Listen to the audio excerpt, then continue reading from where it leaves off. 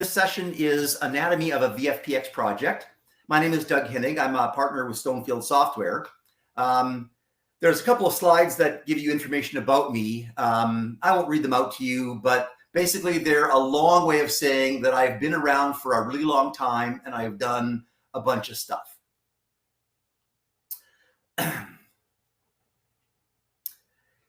So if you haven't gone to the VFPX website, we'll do a little bit of introduction to VFPX. We'll also spend some time talking about the behind the scenes stuff. But just as an introduction, VFPX is the Visual Fox Pro open source site for projects that are available to anybody in the community who wants to use them. There are over 130 free production quality projects available here. I use more than 30 of them myself in my Visual Fox Pro IDE or in my applications to provide additional features that they wouldn't normally have. So I don't know if you've ever thought about this, but maybe you have some code or an idea for a new project that you think other developers could use. Or maybe you have some ideas for improving an existing project. You found some bugs or you'd like to see some new features in something like GoFish or Project Explorer or one of the other VFPX projects. Or maybe you just want to know how VFPX works behind the scenes. So that's what this session is going to be about. We're going to drill down into VFPX. We're going to spend some time talking about GitHub and Git and what goes into making a VFPX project. So first of all, an introduction, or for those of you who have spent time with VFPX, more of a refresher. It's located on GitHub, which is Microsoft's open source site. It used to be on CodePlex years ago, but after CodePlex got shut down, we moved it over to GitHub. Now, lately I've been finding that a number of people are going to the wrong site. They've been going to github.com/VFPX. That's really not a good place to go because it's just a listing of repositories. It only shows the top 10 or something like that anyway. The place you really want to go to is vfpx.org. That is a redirect to the page that has all the projects. So let's open up a browser and go to vfpx.org. So this is where you want to go. It's a redirect to vfpx.github.io, not github/VFPX. So this is the GitHub Pages site for VFPX. It has information about VFPX. It has a menu here with various topics. The most common page, though, is the projects page. This is where you'll see all of the VFPX projects. And like I said, there's over 130 of them. There's a lot of projects here. The projects are listed in alphabetical order by project name. There's a description for the project. There's a category. Tool means that this is something that you would use in the Fox Pro IDE. Component means that it's something that you would add to an application to add new features to that application. And then there's also a status column here indicating whether it's production or release candidate or beta or whatever. Each project is in its own repository, unlike the old CodePlex days where different projects were really just different folders under one site. Here under GitHub, each project is in its own repository. Some of the projects are under VFPX, that is github.com/VFPX/something. Others are under the author's account. So in that case, it'd be github.com/the author's account/project name. So let's go to one of the pages and take a look at some of the features. If you haven't spent any time looking at a project repository before, like I said, this will be a little bit of a new to you. Otherwise, it'll be a refresher. Let's go to this one here. This is bin to text extension. So the first thing you'll notice is that this is not under VFPX. It's github.com/lscheffler bin to text. So this is Lutz Scheffler's account.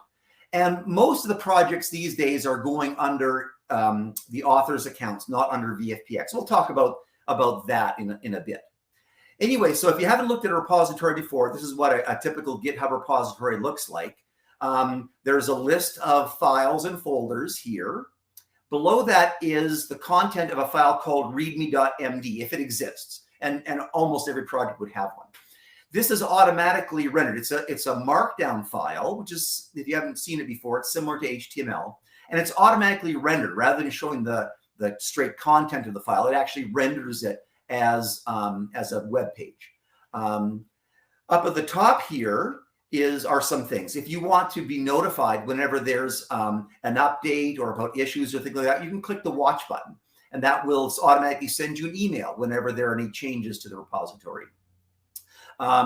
If you want to download it or install it, you can click on the code button, and you can either click on this button here to copy this URL and then use Git to clone the repository. Or if you just want the code, you don't care anything about Git or GitHub or anything, you just want the files, you would just click download zip, and that would download the zip file for the repository, and then you just go and install it. There's actually a better way using Thor, but we'll talk about that in a couple of minutes. Some of the other things on GitHub repository page are issues. So if you run into a bug, sort of the way that people used to do in the past would be to send an email to the project manager or post it on a forum or something like that. But really the best way to do it is to create a new issue. So you'd go in here and create an issue, and it's a bug report or a feature request, and then you'd fill in this form here and describe what the problem is or what new feature you'd like to see and so on.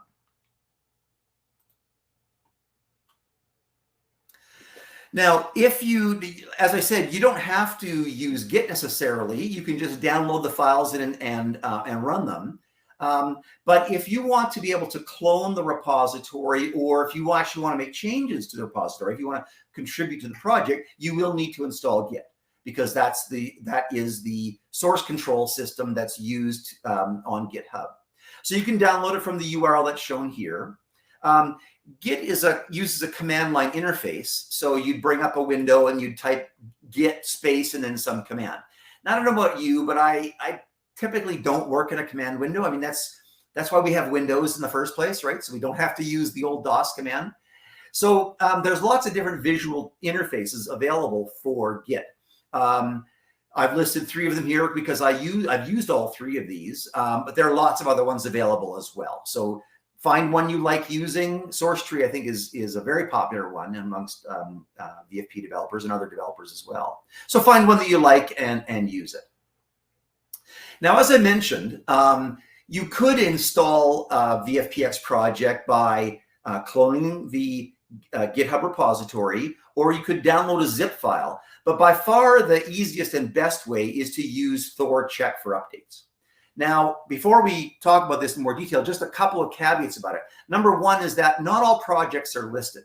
It's up to the project manager, the person who created that project in the first place, to support Thor check for updates. CFU is what I'll call it from now on, Thor CFU. So it's up to the project manager to provide support for CFU. And if they don't, then it simply isn't listed in the Thor check for updates dialog. The other thing is that not all projects are necessarily in sync with the Thor updater. Now, this is mostly older projects. I think most of the new ones have caught up now. But if you come across a situation where the version number listed in the Thor CFU dialog doesn't match what you see when you go to the repository, the GitHub repository website, that'll be an example of where the two are not in sync. So let's go and take a look at Thor check for updates. Let's launch VFP. And of course, I already have Thor installed. If you haven't installed Thor, then you'll want to do that. It fires off once a week, or you can do it manually. I think you can turn that off, but I have it turned on. Or you can do it manually by choosing from the Thor menu, check for updates. So what we're going to see now is we're going to see a bunch of windows flashing and a bunch of windows flashing as it does a bunch of stuff. And I'll talk about what that stuff is in just a moment. Once it's finished doing its thing, it'll pop up a dialog and show us. It's obviously downloading. You can see that those messages flash by pretty quickly, but you can see it says it's downloading something. And after it's finished, it shows the Thor update dialog. The update dialog lists both projects that you have installed and not installed. So for example, I have GoFish installed, and it shows that there is actually an update available that I haven't installed yet. Here's a brand new project. Here are projects that I have installed on my machine, but I'm on the current version. So the same version I have on my machine is the same version that's up on GitHub. The rest of these are projects that I don't have installed. I might have them installed, but not necessarily. I may have installed them a long time ago and didn't use Thor to do it. So I may have them, but I may not. When you choose a particular project, it will show you information about that in the little window down here, version number and sometimes what changes were made in the most recent version. If you want to install a project, you simply put the little check mark in front of it, and then when you click install updates, it'll install or either update if you already have it, or do a fresh install of all the projects that you've selected. All right, now let's talk about what goes on behind the scenes. If you've ever wondered how Thor Check for Updates actually works. So what happens is that it downloads a file called updates.zip from the Thor updater folder of the Thor GitHub repository. So let's go and check that out. Let's go to github.com/VFPX Thor. So this is the Thor repository. There's a Thor updater folder, and it contains a file called updates.zip. That is the zip file that contains a bunch of PRGs, and we'll see these in a second. Now, by the way, I'm skipping one step. Thor actually checks to see, it checks itself. It downloads this file here and checks to see if Thor itself needs to be updated. But I'm gonna sort of skip by that. We'll just talk about all the other projects. So it downloads updates.zip from this Thor updater folder. It then unzips it into wherever you got Thor installed, Thor Tools Updates. So if you go and take a look at that folder, Thor Tools Updates, you see that there's a whole bunch of PRGs in there. This is what was inside that zip file. All these PRGs were the contents of that zip file. If we take a look at one of these, say the one for Project Explorer, let's just take a peek at that. I'm not going to go through the code in detail, but it's a FoxPro program, obviously. The most important part is right here. This tells it what the URL is for the repository, and then where can we find the version file. So it's in the Thor updater subdirectory, and it's called, because project app ID is set to Project Explorer, the name of the version file will be Project Explorer version.txt, and the name of the file to download that contains all the source for it, or the install files for it, is projectexplorer.zip. So if we go to the Project Explorer project,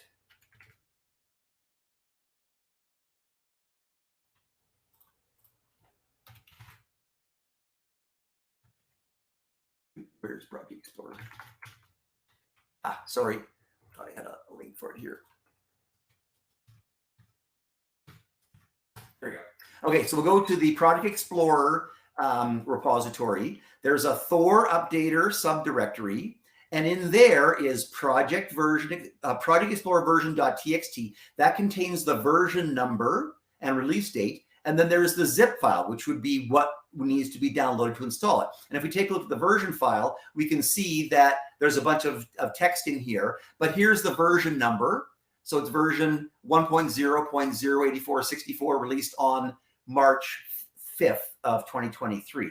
And then there's some release history notes in there as well. All right, so let's go back to this folder here. So it downloads the updates.zip, unzips it in this folder. It then executes every one of these PRGs. These PRGs that give it information about what version files it has to download. So when you see those wait windows flashing by, what it's actually doing is it's downloading the version file for every project, checking to see if that project is installed on your machine in the Thor either apps or components folder. And if so, what is the version number that you have installed compared to the version number file that it downloads from the repository? After doing all of that, it then displays the dialog, and it knows which projects you've installed and what version you have. So it knows whether there's a new version or not, or whether you're current, and what projects you don't have installed. So it can present those in a list that you want to install. You then select the ones you want, and it already knows, because of that updater PRG, it knows the URL for the file that has to be installed, or that to be downloaded and then installed into the Thor directory. So that's kind of the long explanation, but that's kind of important, I think, to understand exactly how Thor Check for Updates works. And now you can maybe understand why some projects don't support Thor because they don't have that updater PRG. They may not necessarily have a Thor updater folder and so on. Any questions about anything so far? Nope. Okay. All right, so let's suppose you have an idea for a new project. You come up with some idea that you think that other Foxborough developers could use. So the first thing you're going to do is fill out the project proposal document. So you're going to go to this URL. It's vfpx.org, and then the Add a Project menu. And there's a link right here to download a file. It's a Word document. So you download this file and fill it in. It's not, we're not asking for a ton of information, just sort of the minimum necessary that we need to know. For example, is it a tool or is it a component? Are there any licenses beyond the one that VFPX normally uses? Is it going to live under your account or will it be under the VFPX account? What release type is it? Production, release candidate, beta, and so on. So basically just bare bones information that we need to be able to decide, whether to accept the project or not. You'll then email that document to projects@vfpx.org. The VFPX admins will review it and either accept it or reject it. By far, the vast majority of projects are accepted. The only times that they get rejected are typically if it's very trivial, like 4 lines of code that anybody could have written. That obviously is not really worthy of being a VFPX project. Or if it is basically identical to other projects that are already there. Or if it competes with a VFP, one of the few VFP commercial products that's available later. For example, if you were to create a product that would generate CHM files, well, Westwind HTML Help Builder already does that. We don't want to compete with the relatively fragile VFP add-on market, and so we would reject it in that case. Now, just because a project's been rejected, though, doesn't mean that you can't share it. I mean, you can create your own GitHub repository. You can post on forums. You can email folks. You can share it. It just wouldn't be on the VFPX project list. That's really all it means. Oop, my mouse seems to be stuck. Okay. Not sure. There we go, I think. There we go. Yeah. All right, so let's go and, oops, sorry, let me carry on here. There we go. Threw me off that my mouse was stuck. All right, so obviously the first thing is creating some source code, but the next thing you'll want to do is to create a local repository. So you can either in a command window type git init when you're in that folder, or you can use a visual tool to create the repository. And there are 2 types of files that you'll put in the repository: project files and other files. Project files, obviously the source code. The source code needs to be in the repository, otherwise nobody else can use it. One thing you want to do, though, is you want to exclude any files that VFP generates typically. So FXPs and MPRs and BAKs and so on. And you can use a git ignore file to tell it automatically, please ignore these file types. And we'll talk about that git ignore file in a few minutes. Another thing that you'll want to include, though, are text equivalents for binary files. You can generate these using another VFPX project, Foxbin to PRG, or you can use Christoph's 2Fox. There are other choices as well. I think Foxbin to PRG is a very popular one. The reason that you need these is because you really can't do diffs on binary files. You can only do them on text files typically. And so, and diffs are kind of important for Git and GitHub. And so you'll want to generate those text equivalents of the binary files. So in the case of Foxbin to PRG, for a VCX file, there would be a VC2 file that would be the text equivalent of it. Other files you will want are GitHub-related files, the readme.md, contributing.md, and others. We're going to get into details on these different file types in a little bit. The other thing you'll want is a git ignore file, which I just mentioned. This lists the files or file extensions that you don't want to be automatically included in the repository. If you go to Christoph's GitHub repository, GitHub account, he has a Fox git ignore repository where you can download a sample git ignore file that a typical Fox prototype developer would use. In fact, that's the one that I'm going to show you in a couple of minutes.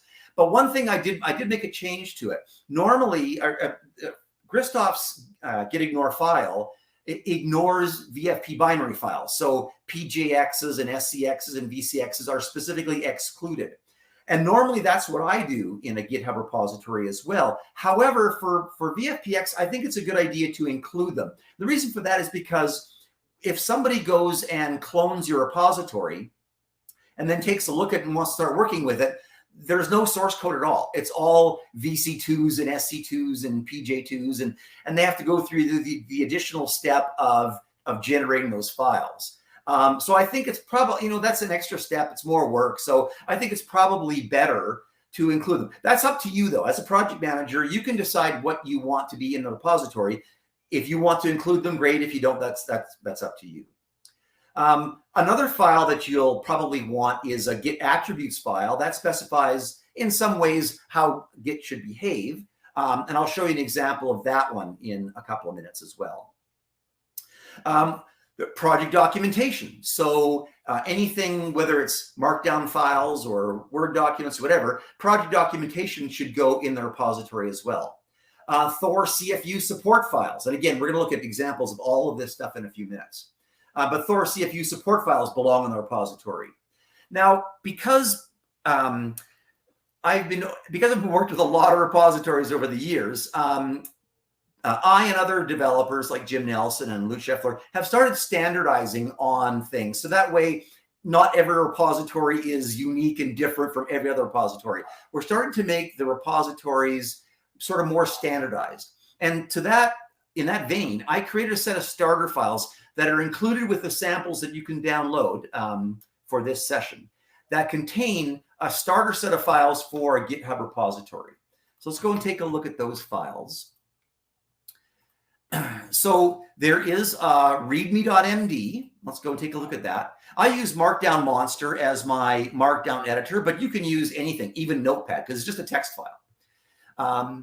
So here is a template. So you'll fill in, you'll change the project name to your project name and your name and project description, and you'll fill in some of the blanks here, plus add more information.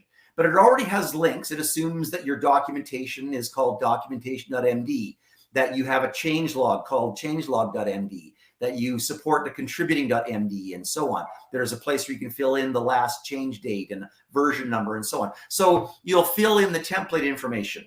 There's also a contributing.md file, and this provides instructions about how somebody can help manage the project. If they want to contribute to the project, maybe by fixing some bugs or adding new features or things like that. This gives them detailed information about what to do. There's also a changelog, and again, it's all sort of template information. So you'll fill in the project name and a project description, and then a release history, typically in reverse chronological order, listing all the different changes that were made. Now, you may be wondering, by the way, why does the changelog have the project name and the project description here again? It's, after all, if we're under repository X, it should be, the project name should be X, and the README file had the description. Well, the reason is because, as we'll see later on, this changelog might become part of Thor CFU. So when when a FoxPro developer brings up that, that Thor check for updates dialog, it'll actually show the content, or it can show the contents of this file to give them information about what changes were made, what the new version is numbered, and so on. And so that's why it's helpful to have a description of the project there as well. There's a git ignore file. We'll just take a quick peek at that. So like I said, this lists all the files we don't want to automatically include in our repository. So FXPs and MPXs, you'll notice there's syntax here, so it doesn't care about the case of the spelling. I did remove all of the binary files, though. So the binary files are going to be included in the repository. There's also a Git attributes file. This was actually created by Lutz Scheffler, and it basically tells Git to ignore line endings. In case you've never had to work with Linux systems have different file endings, like line feeds, character turns, or character turn line feeds, than Windows does. And Git sometimes, depending how you configure it, might change those line endings. And so this Git attributes file says, no, just leave the line endings alone. Just don't touch them at all. There's a docs folder that has a documentation starter file. It has a GitHub folder that has that default contributing that I showed you a moment ago. It also has issue template that has a template for bug reports and for feature requests and so on. So this is a starting set of files that you can use for your own repository. Hopefully you can't hear my dog barking in the background. He's barking at, must be somebody on the street. All right, so now we're going to create a, actually I should go back a step here. I actually want to go and create a project. So I've got this application I've been working on here called Do Nothing, and it's named that because it literally does nothing.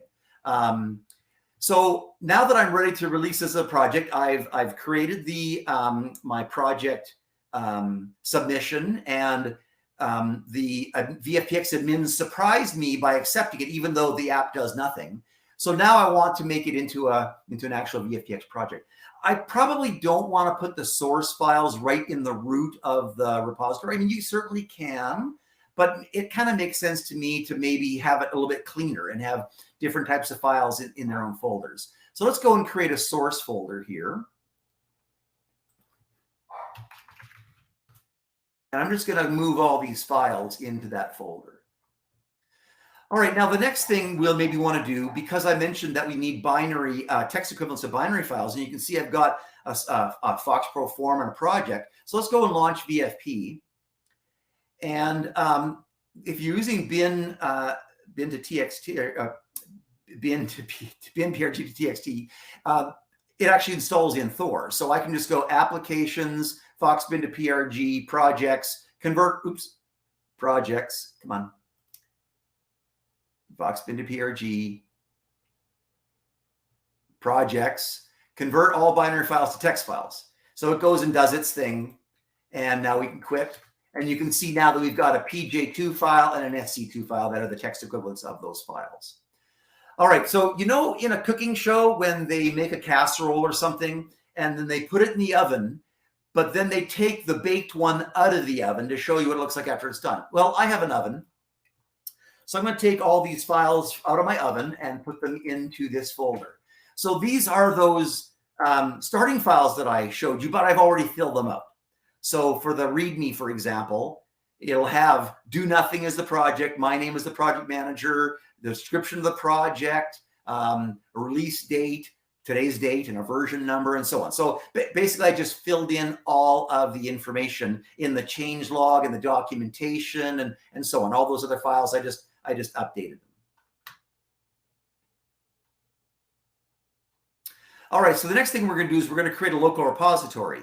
So you can right-click and choose a function from the menu if you want to, if you have a visual tool that support that, or you can do it the command line way. So let's just open a Git Bash window here, and I'll just say Git init. And that's all I'm going to do in that command window. So I now have a local Git repository. Let's go and add a bunch of stuff to it and commit at the same time. So I'm just going to right click, and I use Tortoise Git. So I can just use Git commit to main. And you notice it's got all the files listed. Oops, I want to be reminded later. Including the FoxPro binary files, because I did not exclude those from they're not excluded in the Git ignore. The usual commit message for a first commit is initial commit. So we'll type that same text, and I'm going to commit this. Oops, I'm going to, oh, sorry, I didn't choose any files yet. There we go. Choose the files that I want, and I'm going to commit this. And it's all done. So let's close this. And you notice there are green check marks in front of the various files indicating that they're all clean. So light is green, trap is clean, as Ghostbusters like to say. All right, so next we're going to create a GitHub repository so that we can push it out, and that way it's available to other people. You have to decide, and you'll have told the VFPX administrators this already, But the choices are, it can live under VFPX, so github.com/VFPX/something, or it can live under your GitHub account. So github.com/your account name /the project name. If it lives under VFPX, the admins will create a repository for it and make you a collaborator, and then you can push to that. If it's under your account, then you'll create a GitHub repository and give the admins the URL. So that way we can add it to the project list and provide a link to it. And there are pros and cons for both places. If you put it under VFPX, then it's not your repository. It belongs to VFPX. The VFPX admins have full administrative rights to it, and you don't necessarily have full administrative rights to it. You can push to it, make changes and all that jazz, but it's not really your repository. So it maybe makes more sense to put it under your name. And like I said, by far the vast majority of projects over the last several years have not been under VFPX, have been under the project manager's account. Obviously gives you more control over it. The downside, though, is it's really, you are the manager for it. So, you know, unless you give administrative rights to other people, you're the only one who can maintain it. And there's sort of a sad story to go with this. As you probably know, Matt Slay was a very prolific contributor to the Foxborough community. Came to conferences, was online a lot, created some tools that just about everybody uses. Go Fish, for example. And sadly, Matt passed away a couple of years ago. And because his projects were under his account on GitHub, nobody else had administrative rights to them. So that means that nobody can make changes to those repositories. Now, there is a workaround for it. We forked his projects and made the fork under VFPX and made the fork repositories the ones that appear in the VFPX project list now. So when you click Go Fish in the project list, it doesn't take you to github.com/mattslay/gofish. It takes you to VFPX Go Fish. And so there's a workaround for it, but it's just something to think about and something to consider. Regardless of whether the project lives under your account or under the VFPX account, either way, the VFPX admins will add a link in the VFPX project list. So description, the name, a link to it, and create a post so that people can go and read about it. And at that point, you are ready to push to GitHub. So let's go and do that now. Let's go and create a repository. So I'm going to go and let's close some of these windows here. I'm going to go to my own GitHub account. I'm going to go to repositories, and I'll create a new repository, and I'll call it Do Nothing. And I'll give it a description. Make sure it's public. We don't want it to be a private one. I'm not going to add a README file or a git ignore. Those are already in my repository, so I'm not going to bother adding those things now. So let's just go and create this repository. Okay, so now it exists, but there's nothing in it, not even a README. I'm going to copy this URL because that's the URL for the repository. I'm just going to copy that. And let's go back to my local repository. I'm just going to right-click here because I use Tortoise Git. I don't have to do this in a command line. And I'm going to choose Git Sync. And I'm going to click on Manage, and I'm going to paste that URL in there and choose OK. So now it knows where the remote repository is. And then I'm just going to push. And yes, I want to use that as the main branch. Okay, so after a few seconds here, it's all pushed. And if I go back to the GitHub repository and refresh, now we can see we have a filled out repository.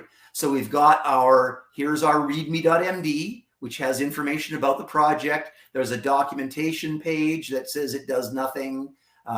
There's a contributing page that tells you how to make changes to the project and how to push it out and how to share your work with everybody else. All right, so any questions about anything I've shown so far? Yeah. People want to know what's the dog's name. The dog's name is Tess. She's a French bulldog. She is a little demon. Okay, and yes, we could hear her. And also, Lutz asks, great template. What about the Thor part? And I'm not exactly sure what he's asking. I know exactly what he's asking about, and we will talk about that later on. Okay, that was it. Okay. All right. So next thing, another thing that we can consider is versioning. You want to put a version number in your application, because if you don't, then how do people know, if they've got the latest version or not? There may be a new version available on GitHub, but they won't know that it's new because their version number, is the same as yours. So we want to do versioning of some kind. There's a bunch of ways you can do this. Here are some suggestions.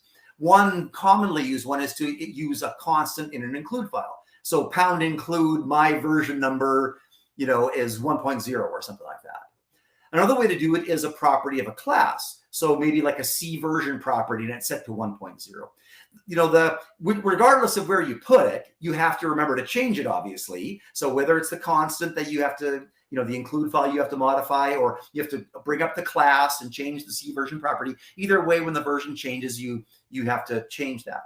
One version numbering system that I like to use is to have a major version number like 1.0, 2.0, 3.5, and a minor version number that uses this expression. So it takes the number of days since January 1st of 2000 and converts it into a 5-digit number.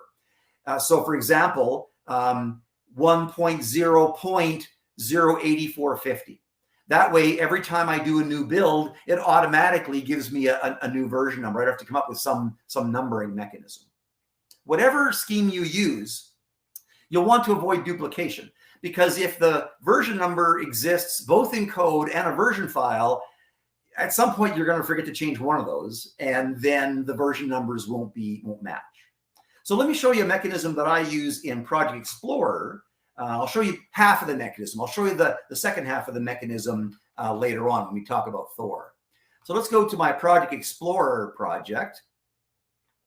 And I'm actually using both a property of a class and a constant and an include file. If we take a look at this Project Explorer.h, you can see there's a constant here called version number. But you'll also notice there's a comment. Do not change. This is going to be automatically updated. And we'll talk about that automatic update process later on. So anyway, there's a constant called CC version number.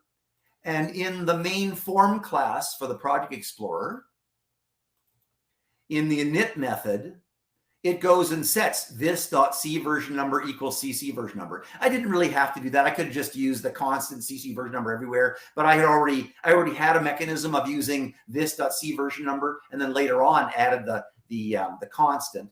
So I'm kind of using both mechanisms here for versioning.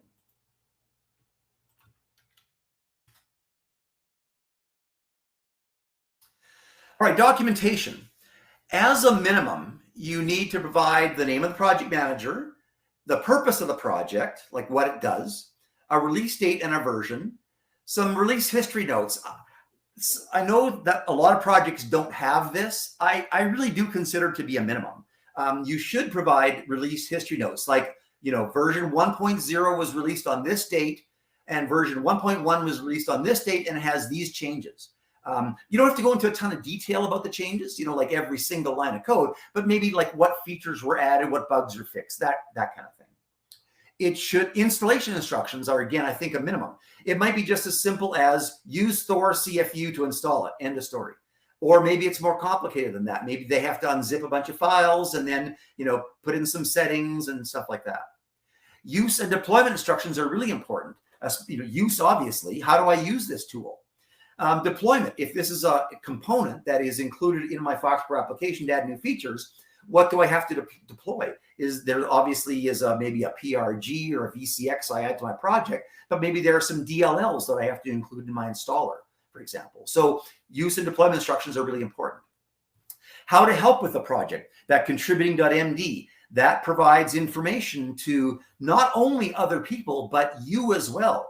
I can't tell you how many times I'll maybe, work on Project Explorer every 6 months, and I don't remember exactly how to do it. I know what changes I need to make, but I don't remember, okay, where was that version number again? And what did I have to do to build that?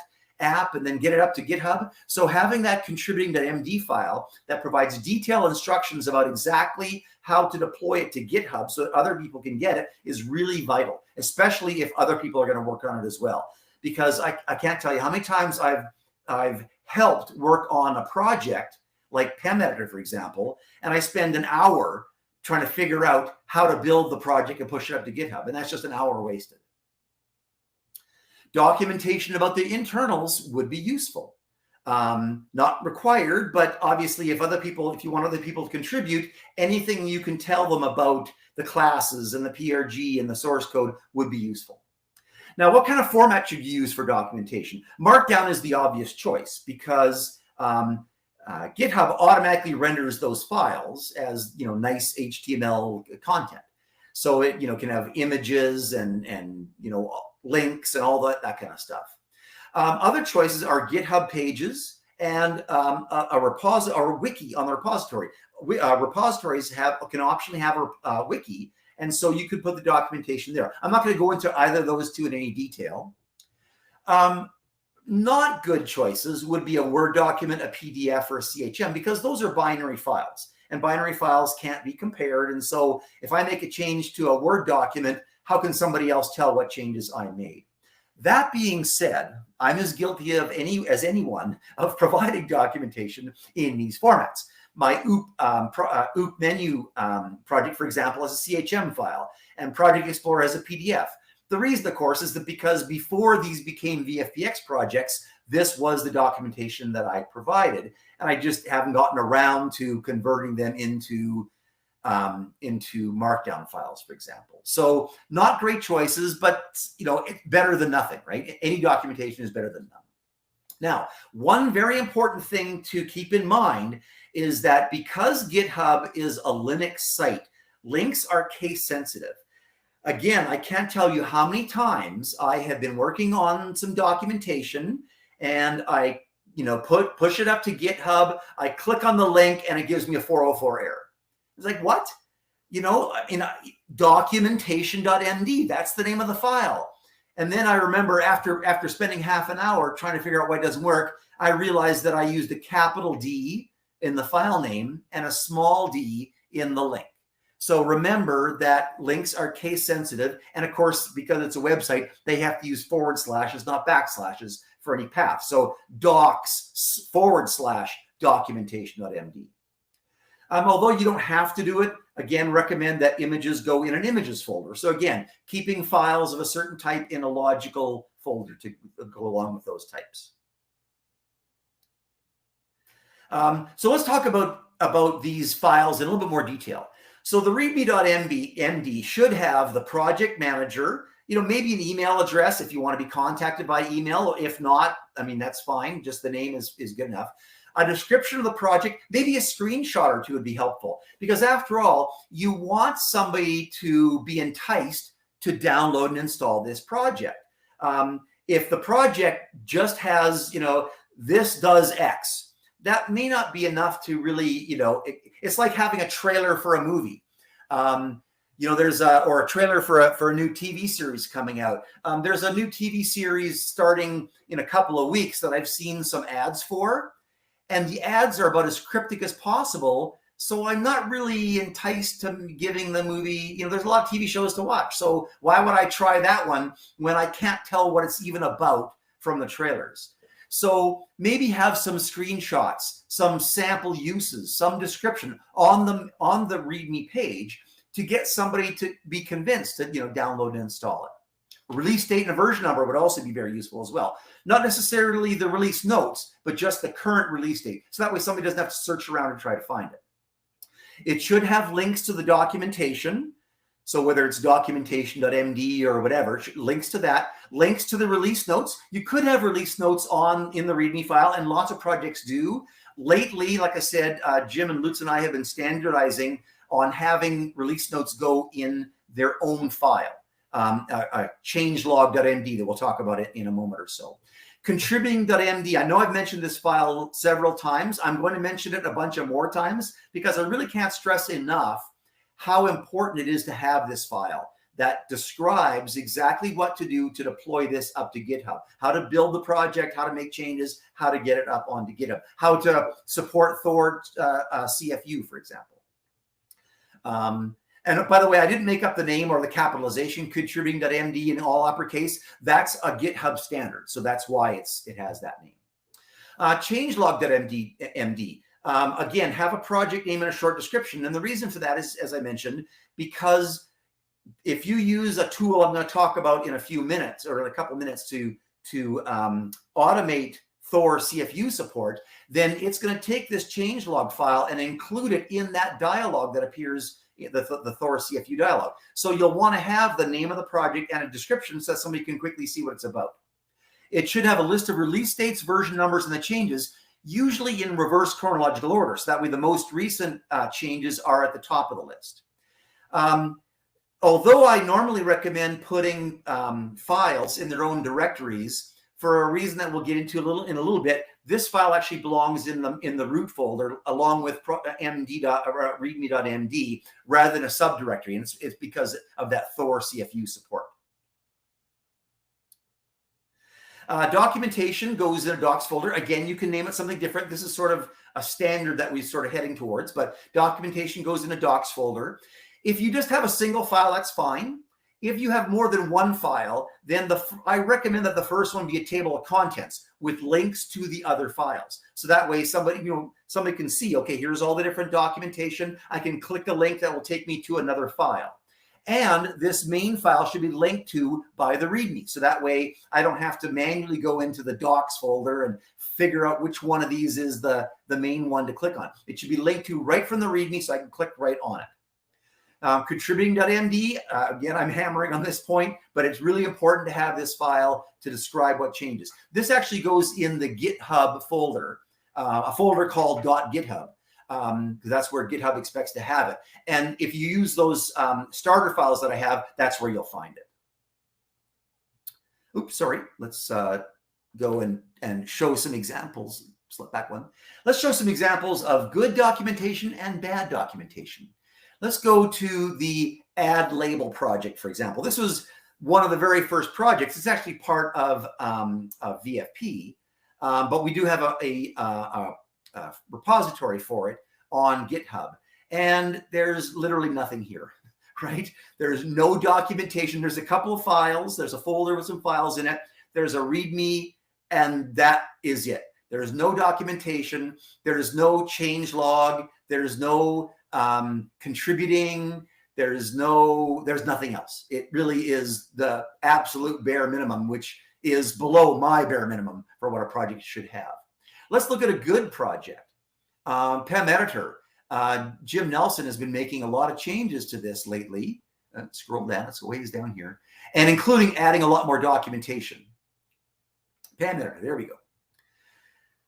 So we'll see here, for example, that there's a documentation folder, and here's our README, which doesn't have a project manager because there's a bunch of people working on it, so it doesn't have everything, but it does have a version number, the most common release date. It has online documentation links. It has links to Thor. It has download instructions. It has links to videos. It has a contributing page, and so on. So this is a much better example for what documentation should look like for a project. Any questions? Nope, nothing right now. Okay. All right, deployment. So if you are not going to support Thor CFU, then you don't have a lot of things to do, but it's all going to be manual. So you'll want to generate text equivalent. So you'll obviously make the changes. Like, let's say you're working on a new version. You'll make the changes to support those new features, fix those bugs, generate the text equivalents of the VFP binaries, commit your changes, change your version number, commit your changes, and then push to your remote repository. But this is all going to be manual steps. If you want to support Thor CFU, I highly recommend that. First of all, it makes your project more visible. The problem with not using Thor CFU is that how do I tell people about my repository? I can post on various forums, I can post on Facebook or on Twitter, but those things scroll by so fast that, if somebody misses a day, they'll have missed your message. So Thor CFU makes it much more visible. Whether it launches once a week or somebody does it manually, right there at the top of the list is going to be your brand new project. You don't have to even scroll for it because new projects appear by default at the very top of the list. So somebody will see, oh, look, there's a new project here. Maybe I'll just go and check it out. It also automatically notifies users when a newer version is released. I don't have to send out emails or worry about whether people watch my repository or post on Twitter or all those places. When the next time Thor CFU comes open, they'll automatically see that there's a new version available, just like we do with GoFish, for example, in my Thor CFU. It also makes it really easy to install or update. All they have to do is put a little check mark in front of an item and click a button, and it takes care of everything else.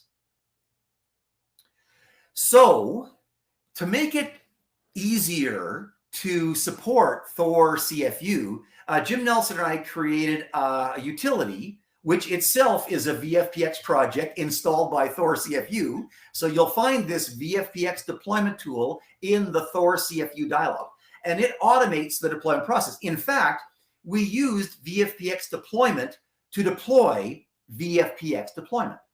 So kind of a meta thing going on there.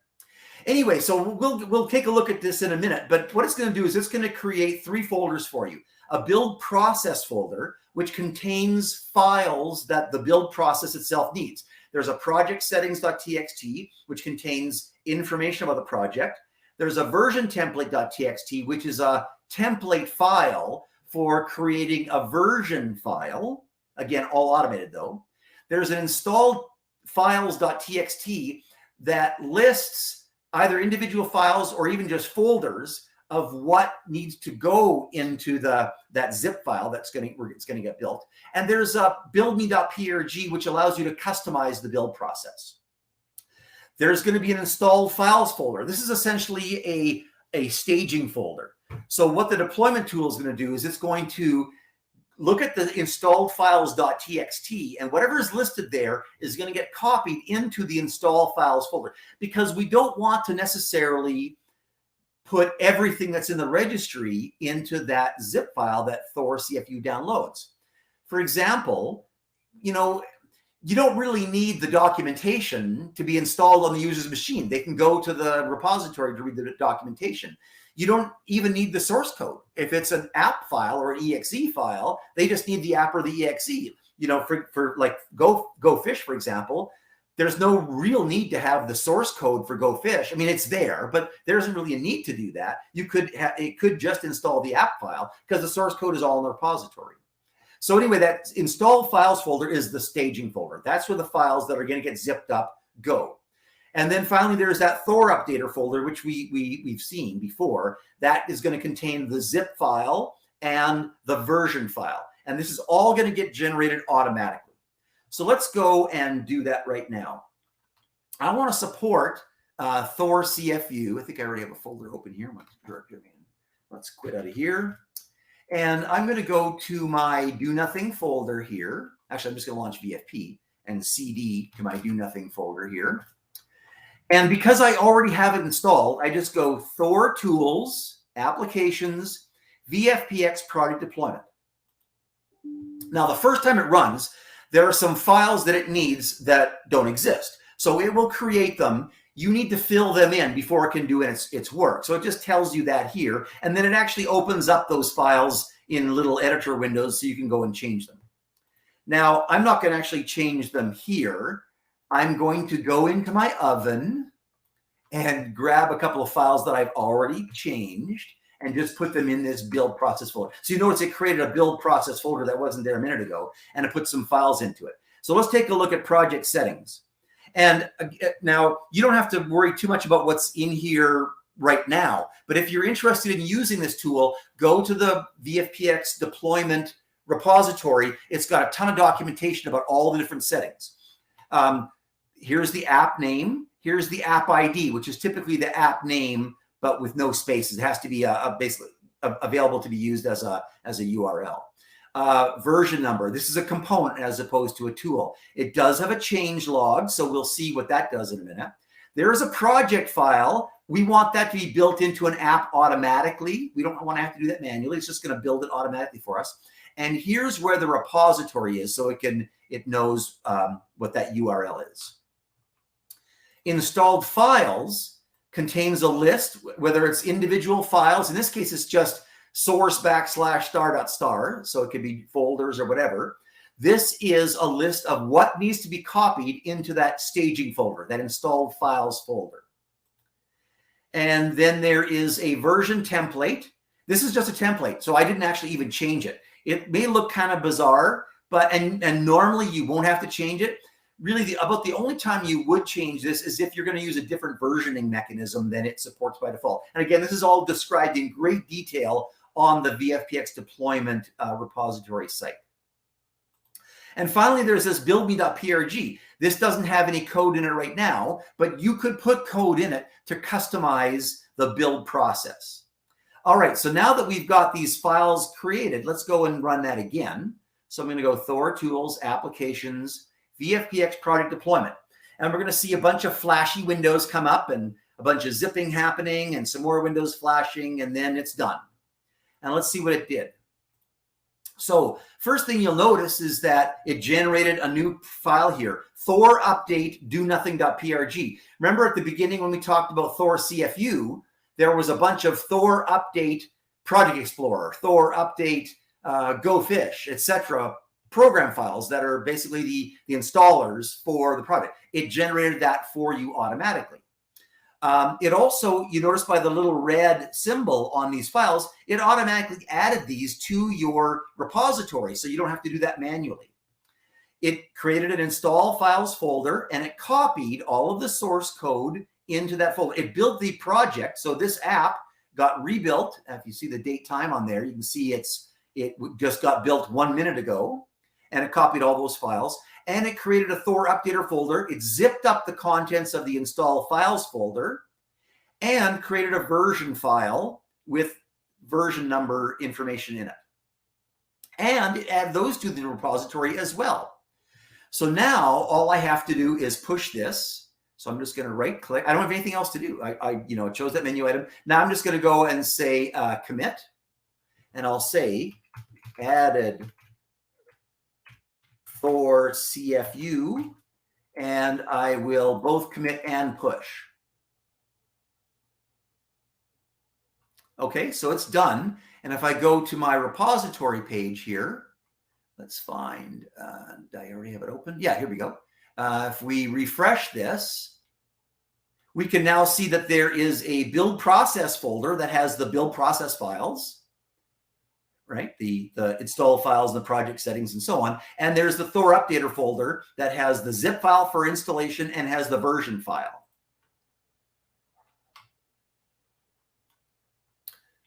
All right. Oops, go back to here.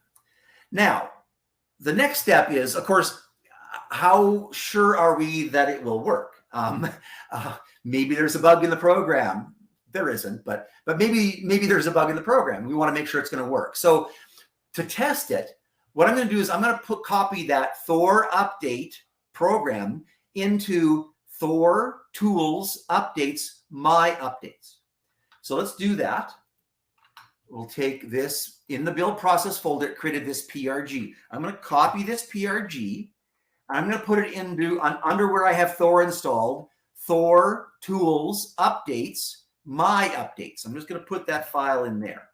Okay. Now I'm going to go back to VFP and choose Thor, check for updates. So even though I didn't put that updater program up in that updates.zip of the Thor repository, it'll still know about my do nothing repository because that PRG is in that My Updates folder. As soon as this has done all the downloads, in a moment, here it is right at the very top. You notice it's shown in italics. It does that as a way of hinting to you that this is in the My Updates folder. It's not actually, up on the Thor CFU folder. It's in My Updates folder. But it works just exactly like a regular one does. So let's uncheck Go Fish and let's check Do Nothing. And when I click Install Updates, it's going to go up to the Do Nothing repository, GitHub repository, download the files and install it. And if we go to here under Components, here's the Do Nothing folder. Here's the source folder. So here's all the files that I told it I wanted installed, and it created a version file. How did it know what to create there? From that template file. So here's the version file that it created. All right, so that's all we have to do to support Thor for updates, except for one more task, and that is, now that I've confirmed that Thor check for updates works, I have to send this PRG to the VFPX admins. Email it to projects@vfpx.org. We will add it to that updates.zip file in the Thor updates directory of the Thor repository, and boom, you have now deployed your new tool to every Foxpro developer on the planet that uses Thor, which should be every Foxpro developer on the planet, but unfortunately isn't.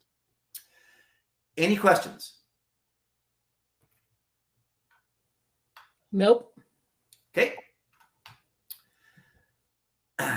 Versioning. If I want to change the version number, like I said, it would be nice if you could automate that in some way. And I've actually done that. Let me show you how it works for Project Explorer. You don't have to use the same mechanism, but if you do, you'll find that it's pretty handy. So in my build process folder, I have a build.me.prg, and this one actually does have some code in it. So if we go and take a look at that, what it does is it grabs that Project Explorer.h in the source folder, does a file to string to read in the contents, looks for #define CC version number, changes it to the major version number that's in that project settings.txt. That's available as a public variable called PC version, and then adds that expression that I showed you earlier to have the number of days since January 1st of 2000. So this would give me, say, 5.3.08350 or whatever that number is. And then it writes that back out to Project Explorer.h. This executes prior to the project being built. So because we changed the constant, when I go and build the project, which happens automatically, the VFPX deployment tool automatically builds Project Explorer.app, then obviously that constant will get burned into the exe. All right, now, so maybe you don't have your own VFPX project, but you'd like to help out with existing ones. And when I say contributing, I don't mean financially, but helping out with the project itself, writing or updating documentation. As you probably know, lots of projects have no or very minimal documentation. So maybe you could help out in that way. Maybe you could fix some bugs. You fixed it for yourself because you had the source code. Maybe you can share that fix with other Foxpro developers. Maybe add some enhancements. As I've mentioned, I don't know, maybe 100, maybe 120 times, contributing.md should have detailed information on exactly what you need to do to help contribute to that project. Now, here are the steps that you'll take. Step one is you'll fork the project to your own repository. You will then clone that on your own machine and make whatever changes are necessary. You'll fix a bug, you'll add some documentation, you'll do whatever is necessary, and then you will create a pull request. And then the project administrator will, if they agree with your changes, will merge that pull request in, and now it's part of the main project. So let's go and do that. Let's go and take this bad project that we looked at earlier, add label, right? It doesn't have any documentation or stuff. And I'm not going to change that, but I am going to change something about the project just so you can see how it works. So I'm going to go up here and click on the fork button to create my own repository. And you notice it's going to put it under Doug Hennig. And by default, it has the same name as the original repository, except instead of being under VFPX, it's under my account. Okay, so I'm going to create the fork. And it now exists. So here you can see Doug Hennig /add label. And right now it's still reading some files, and now it's done. So here you can see it looks exactly, other than the fact that it's on a different, it's not in VFPX, it's under my account, but we can see that it's essentially the same project. It has all the files and everything. All right, so now I want to clone that. So I'm just going to go and copy this URL here. And I'm going to go to my desktop. Oops, where's my, or actually I can create it in a folder here, say. We'll go and put it under here maybe. So I'll create a new folder. we'll call it, oh, sorry, I don't have to create a new folder. I'll make GitHub do that for me. So I'm just going to right click here and choose Tortoise Git. Well, you know what? I think it probably works better. I'm just going to do it on my desktop. I find that Tortoise Git has some weird ideas about what to make available when. And so I'm just going to go and do it here. So I'm going to say git clone, and it automatically has pasted the URL in for me. So I'm going to choose OK. And what it's doing is it's now cloning that repository. And here it is here. Oops, I guess I can close that dialog box. Anyway, so here it is here. It has downloaded all of the files that were in that repository. So now we'll go and maybe change something. I'm just going to maybe add a file. Let's go and add git ignore. Oops, where'd my folder go? I can close this guy too, I guess. So let's go to my starting repository files. Let's just go and grab that git ignore, and we'll just put that in here, and I'll just add it to the repository. So we'll say Tortoise Git add, and OK. And that's the only change I'm going to make. I just wanted to do something to show you that. Now we're just going to right click here. We'll commit that change. We'll say added file. And then we're both going to commit and push. But remember, this is not going to the VFPX repository. It's going to my fork of that repository. So if I refresh my fork now, we can see that the git ignore file is now there. So now I want to share my changes with the world. So I'm going to go to pull requests, create a new pull request. I probably should fill in some comments, about what this is about, as opposed to making the administrator guess, but I'm not going to do that for now, just because I want to save some time. So I'm going to click on create pull request here. And then here's where I could put in those comments, like I added a file. What do you think? And then I'll click on create your pull request. And that's all that I have to do. Now, the administrator of this project is going to get an email saying, hey, you just got a new pull request from somebody. So let's go to the VFP add label repository. And I see that there is one pull request here. So let's go to that.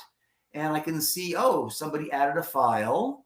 And we could have a back and forth discussion. Maybe I don't want to accept it right away. Maybe I want to say, hey, I don't know what this is about. Or it looks good, but there's a bug. We can have a discussion that goes back and forth until I'm finally satisfied that this is a good thing and it's all finished. So now I can merge the pull request. And it's done. So now if we go to the code page here, this is the VFPX site now. You can see that git ignore file is now part of the official VFPX repository. So that's how easy it is to contribute. I mean, obviously, I glossed over the actual writing code and fixing bugs and doing things like that part of it. But at least the deployment part is pretty straightforward. You fork the project, do whatever work is necessary, commit the changes, push to your repository, and create a pull request. And then answer any questions that the administrator may have about that. And then if they agree, they'll merge that pull request in. And now your changes are available to everybody. Any questions about that? Nope. Wow, this is going fast. All right. There are tons of resources available. For VFPX itself, if you go to the technical papers page of my website, you'll find tons of papers there on various VFPX projects. Tamar has a number of articles, some of them related to Thor, for example, on her website. There was also a book available, VFPX Open Source Treasure for the VFP developer. And there's links to all this stuff in my white paper. For Git and GitHub, there are literally tens of thousands of sites available that help you provide documentation. And here are some that I personally have used to give information about ideas about learning Git, learning GitHub, and so on. All right, so I hope that this session has inspired you to maybe think about sharing things that you've built with other Foxborough developers. Obviously, things that you create that are very project specific probably wouldn't be of use, but things that you create, maybe little utilities or tools or components that that other developers could use in their development efforts, maybe you'll think about creating a VFPX project, or maybe you'll think about contributing to an existing one. For example, Tori Blenken from Norway did a ton of documentation for Thor and for VFP C32 and other projects. So he didn't write the original code, but he spent hours and hours and hours to make it easier for other Foxborough developers to use those projects. Even if you don't contribute to VFPX, hopefully you can use some of these ideas in your own repositories. So last chance for any questions before we go over to the Q&A room. I don't see anything. Alrighty, so thank you very much. I'll be over in the Q&A room in a couple of minutes. So if you do have any questions, pop in there. Please fill out your evaluation. As Tamara mentioned, we do take those seriously to help us become better. So thank you very much.